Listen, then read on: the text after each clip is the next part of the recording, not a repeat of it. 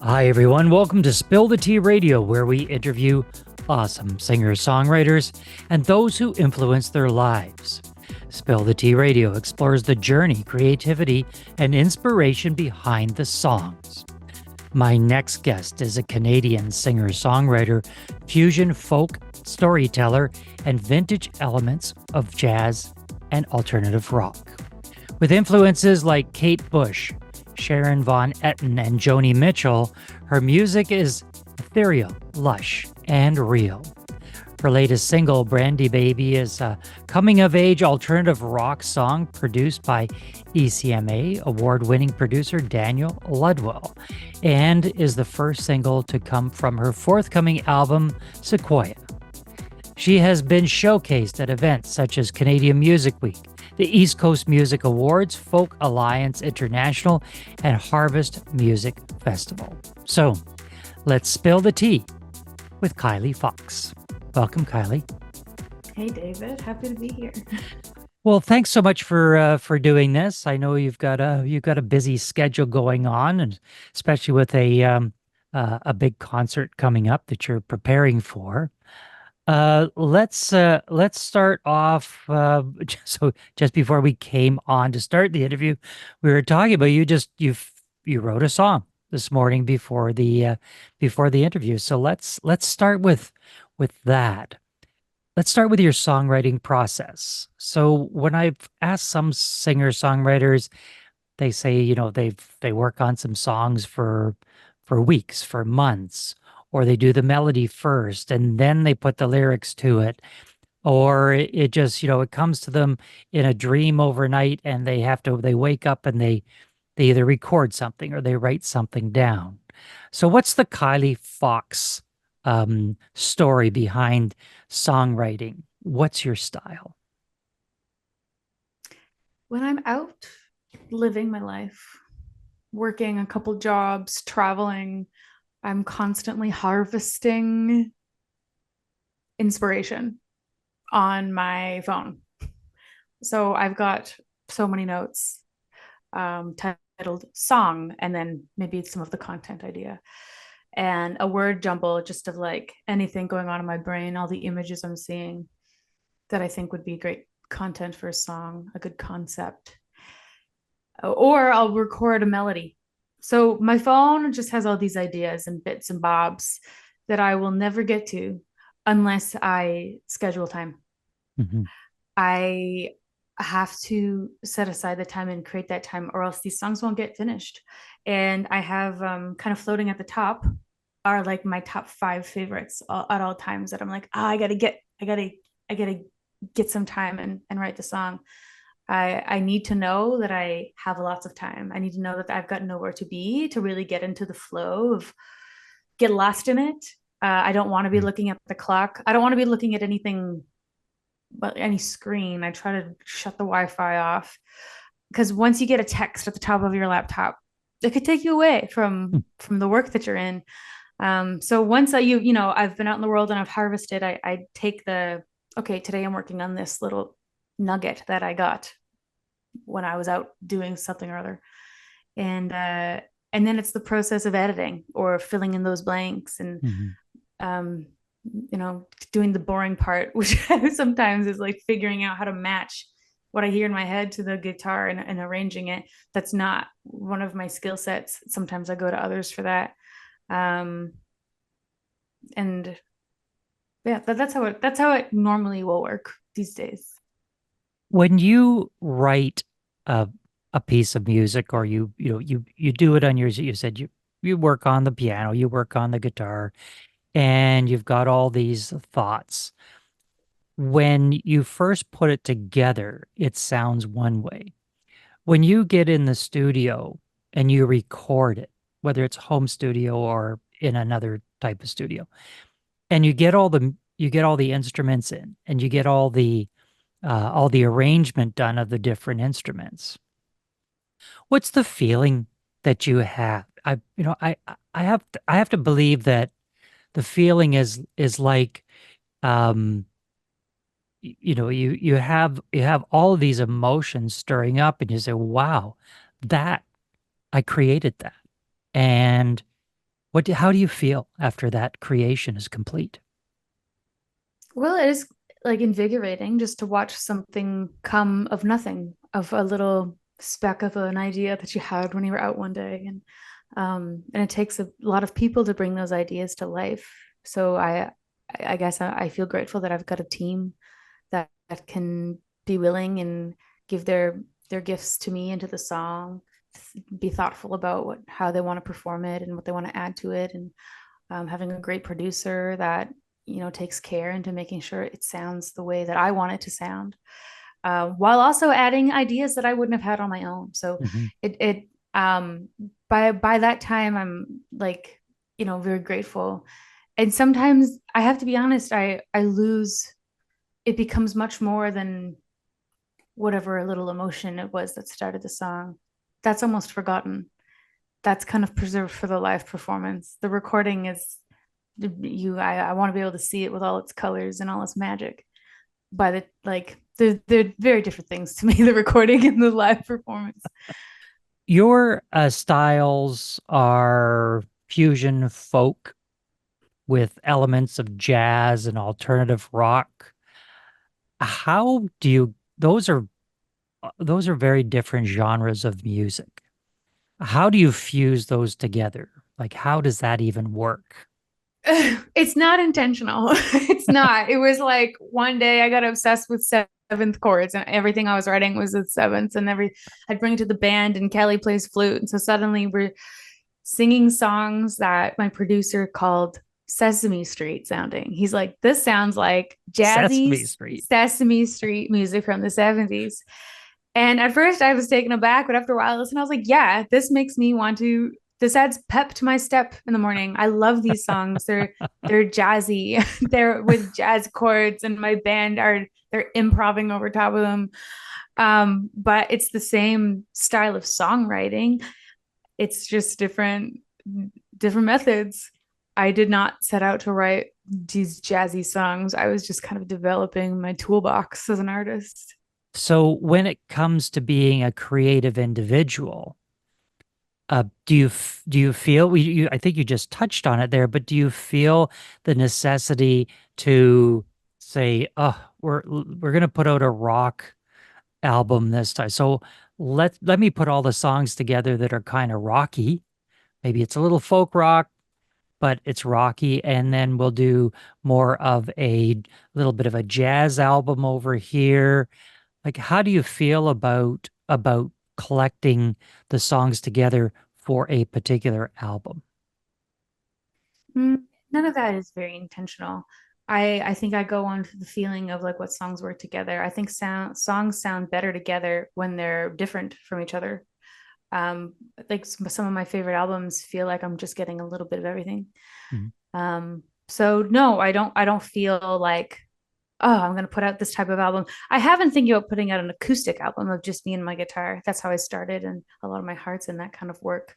Um, it's different work than when you're collaborating with a band and Hmm. putting out something that also sounds like really awesome and big, emotive.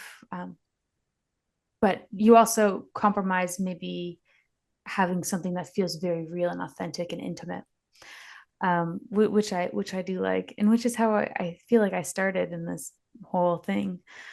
Um, I do. I am feeling pressure. I've recently got a manager, and every time we talk on the phone, he tells me I need to write a hit. And so I've been like You need to listening to what write a hit. I need to write a hit. He's like, you need to write a hit. Oh, Get to work. You need to write a hit. So I have been thinking about what it means to write a hit, and I do think that well, I that's my my question. How do you write a hit? I mean, if you had the formula, you would just do it and sell the formula and make $1 million. yeah, yeah.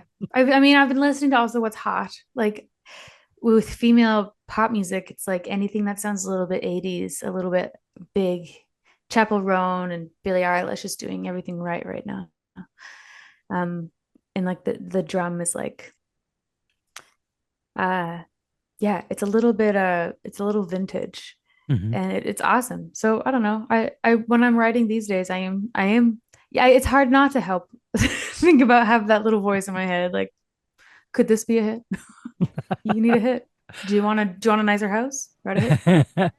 Well, I think every song has the potential of being a hit. It just has to be in the marketing world. It's right place, right time.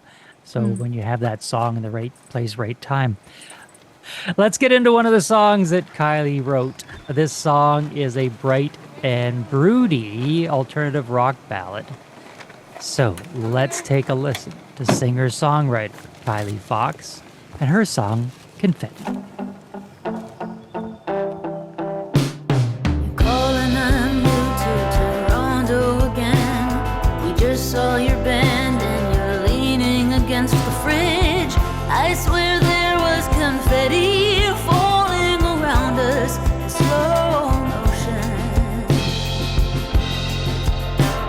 You're right and I'm back in the van as your muse, getting matching tattoos. And it all seemed profound until you thought there might be more glitter without me on your sleeve. So quit getting to me. There is no alternate universe for us, babe. I'm not your Scorpio and you're not my twin flame. So don't waste my time with elegies of you and me. I was there too, I remember it clearly. The road and the rust and the end of the story. I sold your guitar and blinked out of my sleep. Our legacy's lost in some cross-faded dream. I still smoke Belmonts, but not 'cause they taste like red when I'm addicted to them. Your letters aren't songs, you're rambling again. A flame isn't fate, and my mom's not your friend. Give your 8-ball a shake when your wife is awake, rooting right, the fire escape. There is no alternate universe for us, babe. I'm not your Scorpio and you're not my twin flame. So don't waste my time with elegies of you and me. I was there too, I remember it clearly. The rose and the rust and the end of the story.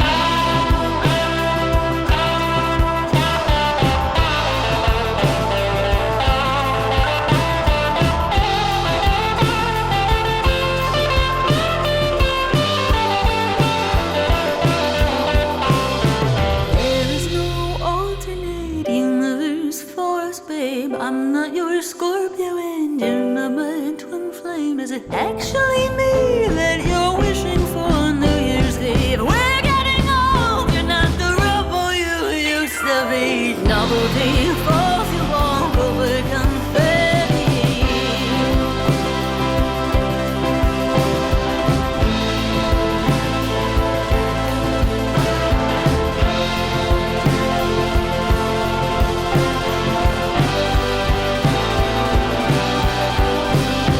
There is no alternate universe for us, babe. I'm not your Scorpio and you're not my twin flame. So don't waste my time with the leaves of you and me.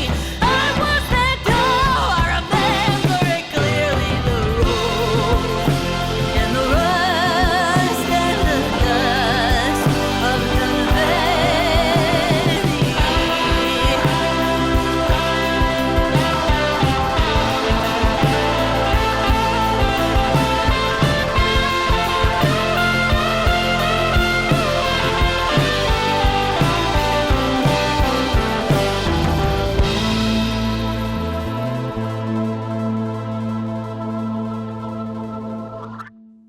That was Confetti by Kylie Fox.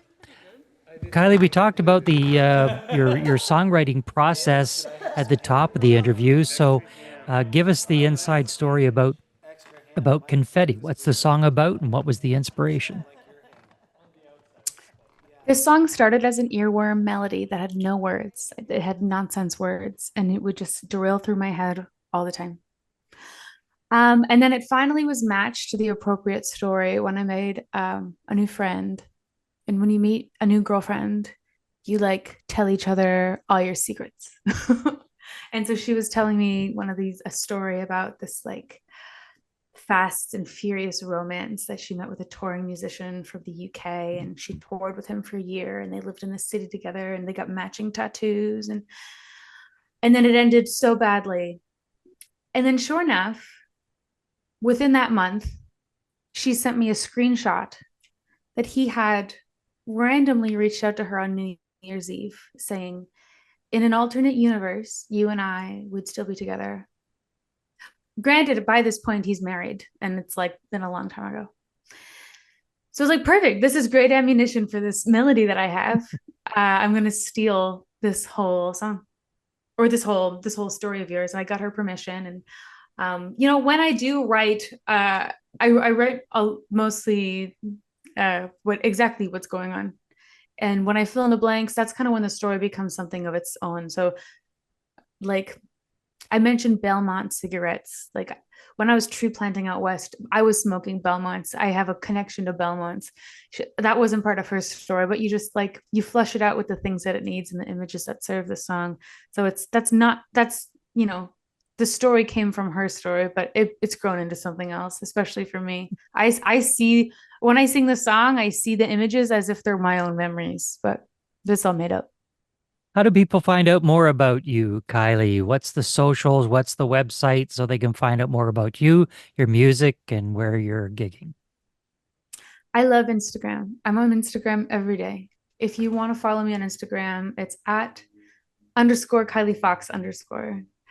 And then I am trying to, up my TikTok game. It's the same handle, @_Kylie Fox_. Tweet me, TikTok me, Instagram me, stream my music. My name's Kylie Fox. And we have to add, Kylie Fox is your real name. That's not your performing name. That's your real name. It's my real name. It's my real name. We have been in conversation with Kylie Fox. Kylie, thanks for being with us. My pleasure. Have an awesome day, everyone.